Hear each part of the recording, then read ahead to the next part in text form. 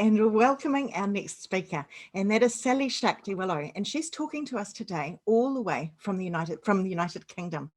So that's where she's based. Now, Sally Shakti, she's going to tell us a little bit about herself and her journey, because she's both done the study side and she started her own business. And so she's got lots of stuff to talk to us today about how we can bring ourselves, learn more about ourselves and bring our natural strengths into the world. So Sally Shakti, tell us a little bit about yourself, please. Thanks, Cathy. Yeah, I've done the study and I've been a teacher as well, and started my own business. So I spent quite a lot of my life in education and academia. After I finished my degree in English literature, I spent 10 years as an English teacher before I went back to university to do my master's and PhD in poetry. And I found through that, especially through the master's and the PhD, that the more I started to use journaling as a practice, the more helpful that was for me in both my personal and academic and professional life. It was really helping me to be much more grounded and helping me to work through a lot of the traumas that I had actually accumulated through my time in education and academia. Fantastic. And so you're talking about that trauma and developing that resilience through that. And so that's one of my first questions for you is, how have you used writing in your own life to strengthen that resilience and help to bring you through the trauma that was there? Yeah, so I have to say that when I completed my PhD, which I submitted my final thesis in September 2019, I then spent about 3 months doing nothing but journaling. It was all I could do because it actually had been such a traumatic process for me to be in a PhD for 4 years, that I found very challenging for lots of reasons. Finding myself in an academic environment as a first generation scholar, somebody who'd grown up in a working class environment, working class family. I was the only person I knew from my family or friendship group or social groups who had gone into education and studied to that higher level. And I felt very out of place in an academic environment. And coupled with that was my spiritual practice as well, which also put me out of place in the academic environment. And that was one of the things that I was writing about. And I found it very difficult to write about it and speak about it because I didn't always feel that it was appropriate to bring into that context. So I had a lot of trauma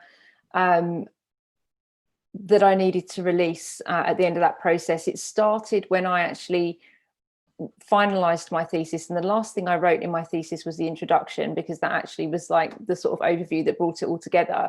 And that's when I started to realize how much trauma I was experiencing through that process. I wrote the introduction, and every time I came to read it, I couldn't stop crying. It was very personal. It was very, very deep for me. So once I'd submitted the thesis, I've always, I'm a writer, so I've always got a notebook with me. I had done some practice around the morning pages from The Artist's Way, and I'd worked with. I work a lot with Natalie Goldberg's practices, the writing down the bones. So. And obviously I've been writing poetry throughout my PhD as well. So I had a strong writing practice and journaling practice, but at that point after my PhD, whilst I was experiencing that trauma, I just really allowed myself to write down everything, everything that I was feeling, everything that I was thinking. I also had to use writing in a way to save my friends and family, because otherwise I was just downloading to them continuously. And they started saying to me, why don't you just go and grab your notebook and just write for a bit, which I did. And I actually found the process of that like a download. It was quite healing in the way that my experience of that was that the feelings would come through my body and move out, because I was writing typically by hand. And I found that doing this as a continual process over about 3 months, I got into some very deep feelings and some very ingrained behavioral patterns that I could just keep writing. And for me, that's a process of bringing those behavior patterns into consciousness and allowing them to pass through my consciousness and out of my body through that writing experience. And that was something that was very profoundly healing and empowering for me. Thank you so much for sharing that, because it can be interesting to learn about getting that stuff out of our bodies through that way. And I know of many other teachers who have used that sort of thing of encouraging people to write and to journal. And it doesn't have to just be writing, does it? It can start with pictures and all of that sort of stuff. It's about whatever, get it on paper, and it doesn't matter what it looks like or anything else. What I've seen in so many children actually working through is that the hardest thing is actually getting pen to paper, and then something starts to happen and something starts to come out. So giving yourself permission to do that, I think, is what you've done in that space, and discovered as a real way of pulling out that resilience and working through that. Yeah, and you've touched on a couple of really interesting points there, Cathy. One is about, certainly for me, I'm not the kind of person who does the very beautiful artistic journaling. My journaling, as you'll see as we speak, my journaling is very messy. And it actually began to develop that it became less and less legible, because for me, it wasn't any longer a process of writing something that I was needing to look back on.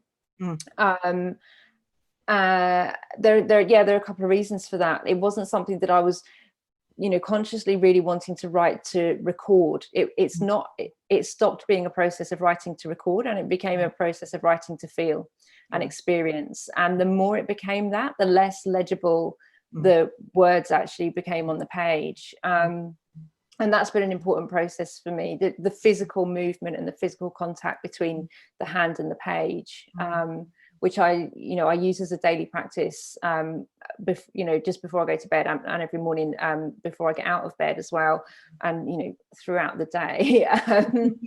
just right. Just get that touch point. And I just wanted to mention as well that what you said about giving yourself permission is really important, and this is one of the traumas that I've come across. As somebody who has been in academia and always worked with English. I was an English teacher for 10 years. I obviously studied English at school and right through university. One thing that I'm aware of is the amount of trauma that can be caused by the pressure that people are under or feel put under, because so much of the ways that we're examined in our educational life is to do with what we write, and the writing process, we get judged on what we write and how we write above anything else, and that also can be very fear-inducing and trauma-inducing as well. And for the shape of our letters and everything about it, isn't it? So it's an incredibly liberating thing to be able to start that journaling practice. Okay, you've touched on so many other things there in terms of not having come from an academic background, coming from that working class background, and deciding to go into education and go to university, become a teacher. And I'd love to hear more about that. But I'd just like to also talk about what's been your experience of going through completing that PhD and now starting your own business. Yeah, that's been quite a journey. And, as you've touched on, each of these stages in my life has been really quite experimental. I don't have an academic background or family, and I don't have an entrepreneurial family either. So every time I'm doing this, I'm kind of finding my way, which is really exciting, and also really challenging as well. In terms of my journey through education, briefly, I remember at school feeling like I was on a conveyor belt. There was this expectation that you were going to complete your GCSEs. This is how it was when I was at school. Complete your GCSEs, complete your A-levels, go to university. I didn't want to be on that conveyor belt. So I actually left school at the earliest opportunity. I wanted to get out and start my own thing. So I took a job and started working. I soon realized that actually I was quite bored in my job, and it would be much more fun and interesting to go to college. So I went to college and did my A-levels and went on to university from there. After university with a degree in English, again, it was a bit of a conveyor belt thing. It's like, well, what do you do? Oh, you become a teacher, you know, you become an English teacher, which I did for 10 years and found that incredibly traumatizing. I stayed in education far longer than my own energy system and nervous system could handle. I still feel myself experiencing a lot of trauma from that that I'm working with at the moment. And completing getting to where we are now, completing my PhD and starting my business, it was sort of accidental. It wasn't necessarily the plan. I knew I didn't want to become an academic because I'd already had such a traumatizing experience as a teacher, and it didn't really seem to be much different to me. But I wasn't exactly sure what I did want to do. So I actually started running journaling workshops because I'd been journaling and I'd found it so powerful. And I spoke to a few friends about it and they wanted to do it as well. So I started my business in a local cafe with 4 women who wanted to do journaling workshops with me. And that was at the end of 2019. Early 2020, I moved away from that area and I wanted to keep doing the workshops. So I started doing them on Zoom. Then when we get to the pandemic in April, everything opens up and suddenly I'm running an online business that also now includes writing and thriving in higher education. So I actually support other PhD students in the writing process for their PhDs as well. I support them through the process and I support them with the challenges of that as well. Mm-hmm. It's interesting when you talked about having completed your PhD and needing that sort of the 3 months. I know people that have completed their masters and as well as PhDs and so on, but particularly at that master's level where they feel like they have wrung their entire outsides out into the page and they've got nothing left of themselves. So it's a really interesting stories to hear from them about that process. So this stuff is hard, isn't it? Going into the higher education, you need to really know why you're doing it and have that core belief that this is what you're wanting to do and that you're going to work through to the bitter end and get it out on the page, no matter what the cost, almost to yourself, isn't it? Yeah. I mean, it's great that we can support people with that process as well, because, you know, there is a cost to that. But yeah, having that core of self-belief and standing firm in that, because what you'll achieve through that process is really incredible. And I think that's something that I didn't realize, and that's part of what the journaling was about. It really is a life transforming process. You're not just writing anything. It's working at you on every level. And that's what I wasn't really prepared for. And this is what I didn't really realize until I was writing the introduction, was that, all of those things that I was finding really challenging whilst I was doing this were exactly working through me because I was doing this. And so, you know, it was really working on my life on every different level. And I'm sure you've been able to bring a lot of those skills into setting up your own business and so on, because that's not easy either. And I don't know if you realize how many people this year that I've talked to have said, I became an entrepreneur accidentally. And I'm one of those as well. It's not something that I ever set out to do. And I also came from a teaching background. And here I am. So and learn through that doing, don't you? It's almost like you realize that there's an opportunity there and you just start. you don't have to start with this huge big thing. You just start and you find out where it takes you. And the joy of the journey, I think, part of that, isn't it? Absolutely, yeah. And it is about taking each step at a time. And for me, the more I've learned to almost step back and allow it to happen organically, Yes. and then take the step that needs to be taken. When I first started the business, I was pushing quite a lot to try and make it like this or look like that. But then I stepped back a little bit, and the more organically it unfolds, the more I can take the next steps that actually are leading me in a much more sustainable direction.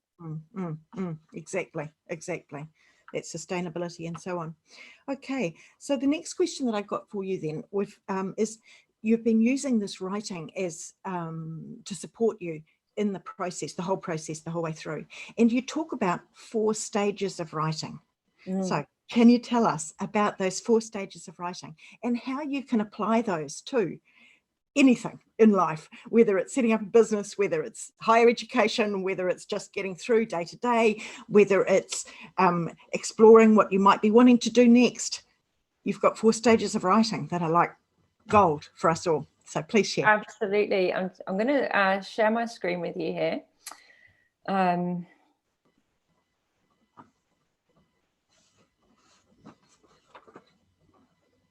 get that up and running. Okay, so these are what I have called the 4 stages of writing.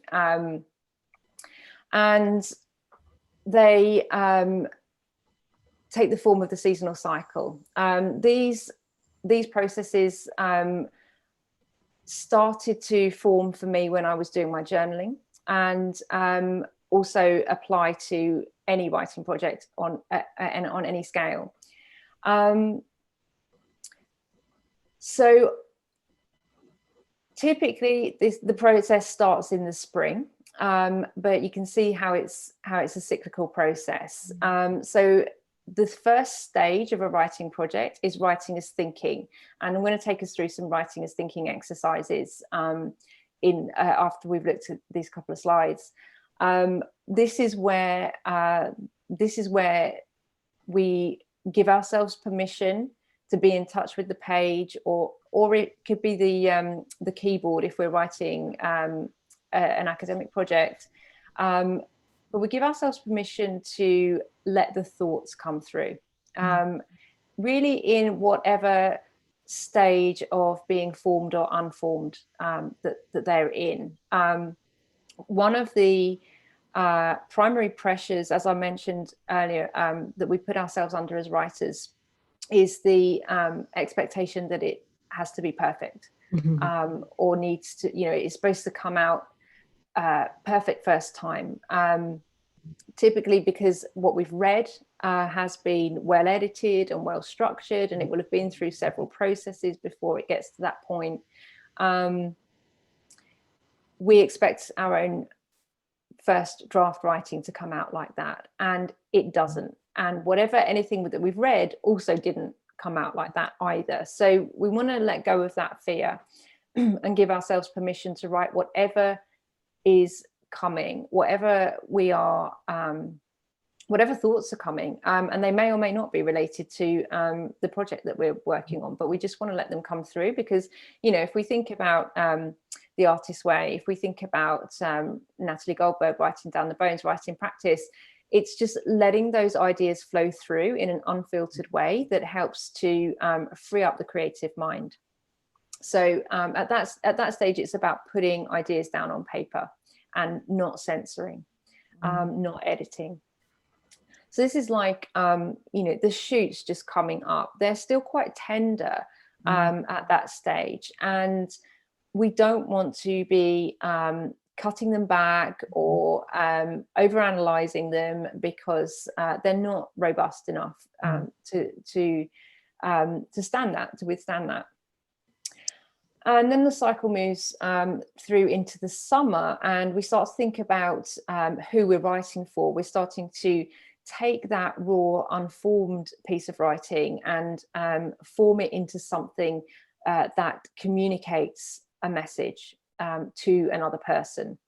So we can start to revise and reread that piece of writing, and start to give it more shape and coherence. The third stage is to create a narrative or a structure.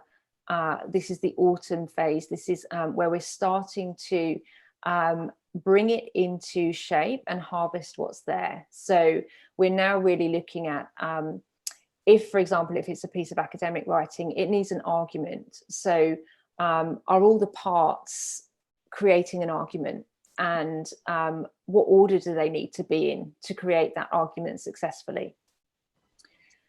Moving then through to the winter stage, it's the time for editing, and that is about cutting back, cutting out, and redrafting as necessary. It's just as valuable a part of the writing process as any other.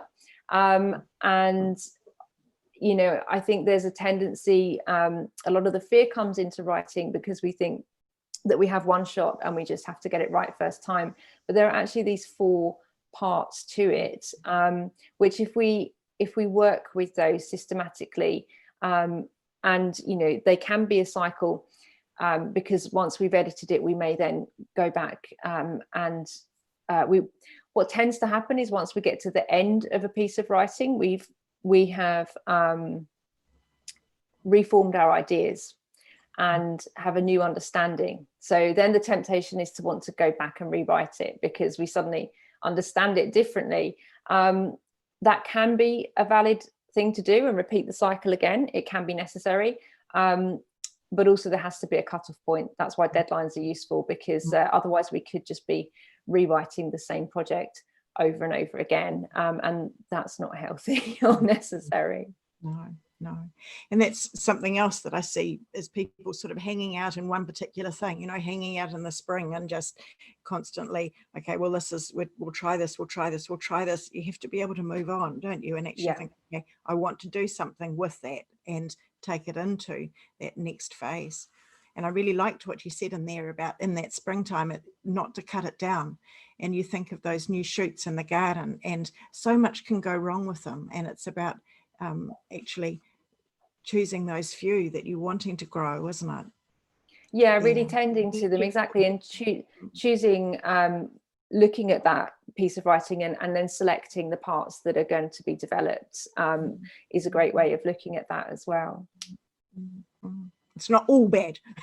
No, exactly. And I will just add to that as well that, you know, I think of it as it being different parts of the brain being involved in these different stages as well. So I always encourage people not to mix. In fact, this comes from Natalie Goldberg as well, but not to mix editing with the writing as thinking, because if you're trying to edit as you go along in that free, unformed writing phase, that's when you start to cut down the shoots before they've even really had a chance to grow. So we want to do them separately at different times, and I think it also helps to know that we're going to go through these 4 stages so that we're not trying to do them all at once, because it becomes destructive if we're trying to edit whilst thinking and you know, mix them all up a bit. And I can feel myself taking a big deep breath as you're talking about that, because I think this process can really help people to be able to think of that writing process, to be able to stop, slow down, and to just go, no, it's a process, and we're going to go through it one step at a time, especially when you're in a hurry for a deadline and it's tempting to just, you know, do a draft and hand it in type thing. So, and it can be, and you know, that kind of works, you know, to a point. Most undergraduates pretty much survive like that. But by the time I got to my PhD, what was happening for me was that I would know I had a deadline coming up, and I would sit at the laptop for days, unable to write, because I thought every single time I thought it's got to be perfect. And then after maybe like 3 days, I would think, okay, it doesn't, give myself permission. Okay, it doesn't have to be perfect. Just write something. Like, you've got to write something. So, and when it got to that point, I would start writing. And, you know, probably the first paragraph was, you know, a little bit shaky, but then I would really get into it and I would write. I would never try to read back or edit the same day, because again, I want to be in a different space for that. But when I did come back and look at it, I would usually find that it was much more usable than I thought it would be. And of course, you know, then I had the opportunity to change it and shape it. But just sitting there waiting for the perfect piece of writing to come out is just such a waste of time and energy. It's quite liberating, really, isn't it? Yeah. Absolutely. Okay, so you said that you would give us some more examples of these sorts of stages, so that would be really interesting. So I briefly want to touch on a little secret fifth stage to the writing, which is your passion. It's what's driving you. You know, once you've got this kind of cycle going, really what comes through the center of that and what really drives it is, why are you writing this?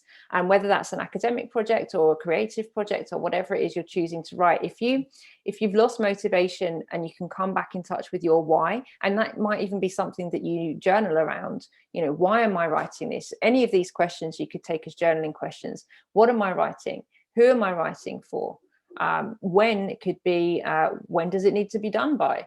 How am I going to write it? And then that key question, why am I writing this? That really is there to get somebody back in touch with the passion that's driving this project. And that can be a real motivator.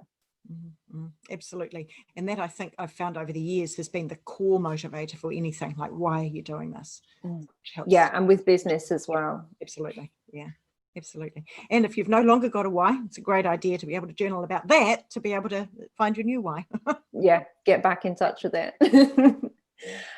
So these are some exercises, and this is where I was speaking earlier about my journaling practice becoming less and less legible. It reached a point, especially during lockdown, where it wasn't even words anymore. It was the process of moving the pen across the paper. That and I would do it at different times, and it would come out differently. There would be lots of different feelings coming through it. For me, this is really helpful if I'm not even at the stage of being ready to vocalize or verbalize my feelings, and just letting them come through onto the page as they pass through my mind, or not even. It could just be a physical embodied process. So this is something that I encourage people to do for maybe 3 minutes, 5 minutes, 6 minutes, depending on how long you want to stay with the process, really. Looks amazing.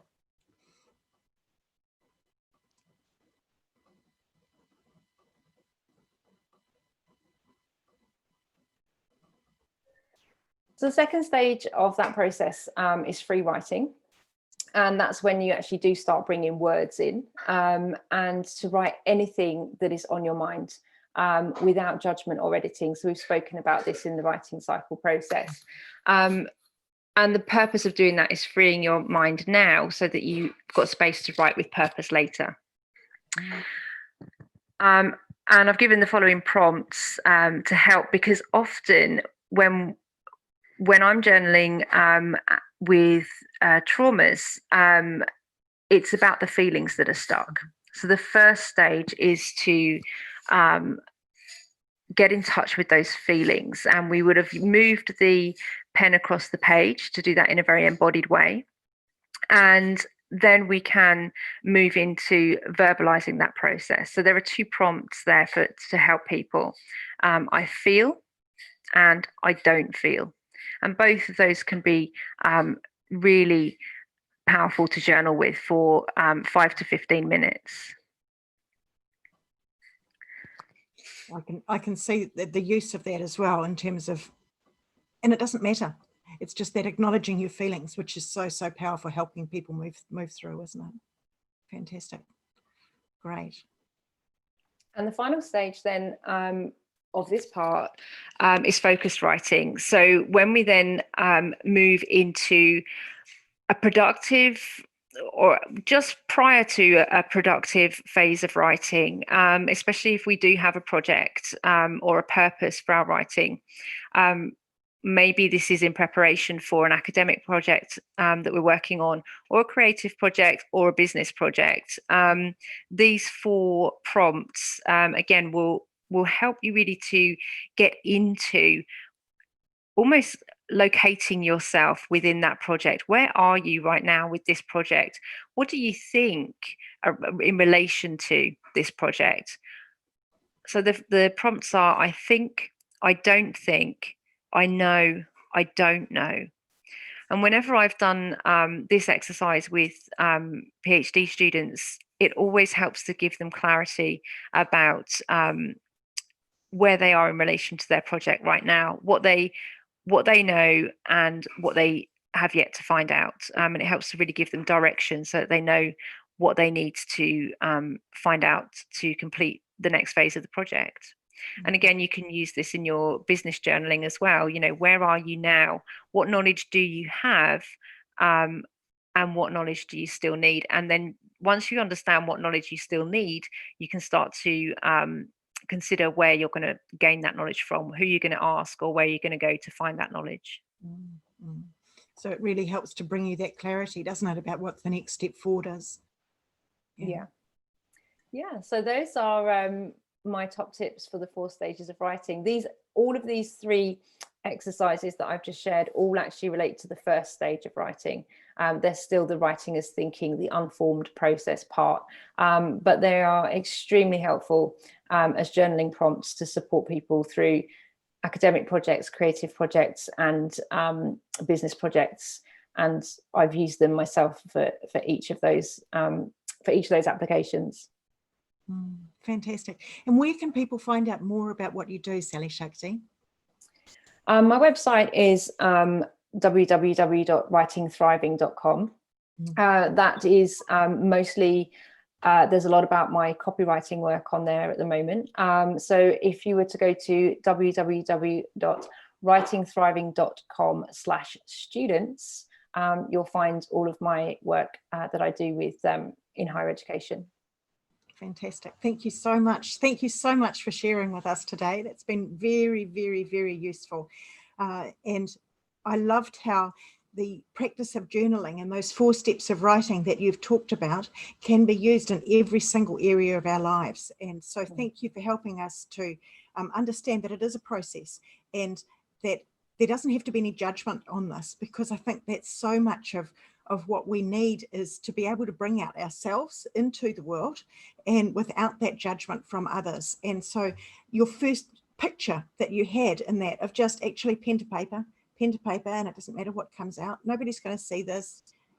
But being able to free ourselves of judging ourselves and what comes out of our pens is one of the first steps in that, isn't it? So absolutely. And that's another reason why I actually encourage people not to be too legible with their writing, because I know a lot of people have a lot of fear. You know, what if somebody reads my journal? What if somebody finds out how I feel?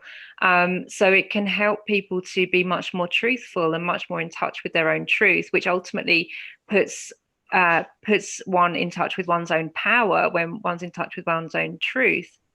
To be able to write and know that what I write is for nobody will ever read it, including myself. And that's the thing, you know, we can burn them, we can throw them away. Yes. It really doesn't matter. It's just, it's almost like being able to use sand, isn't it? Being able to go to the beach or go out into the dirt and just be able to draw patterns and then being able to rub them away. It's that freeing yourself to be able to think in a way, isn't it? Absolutely. I will just add that the downside of that for me is at 3 o'clock in the morning when I come up with the best business ideas and I write them down, then I've got no idea. Yeah. I often find that I have a piece of paper beside my bed with a pen, and that's when I can do some of my writing, and I just reach over and I just write whatever it is. And it's amazing. I don't even need to turn the light on anymore, and I can still read. Sometimes the ideas will be one on top of each other, but it doesn't matter. They are actually there enough for me to be able to capture them for the next Oh, day. that's great. There's a tip for you as well. Yeah, because mostly mine's not legible enough.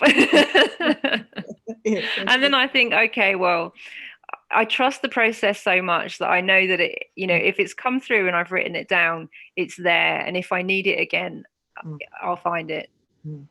Absolutely. And being able to trust that process, trust what's in us to be able to come through is fantastic. Okay.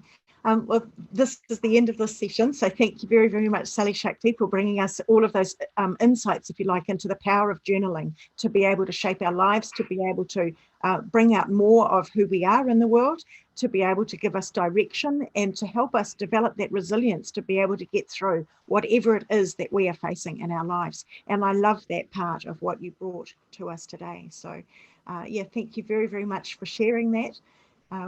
Thank you. Thanks, Cathy. I really enjoyed talking about it.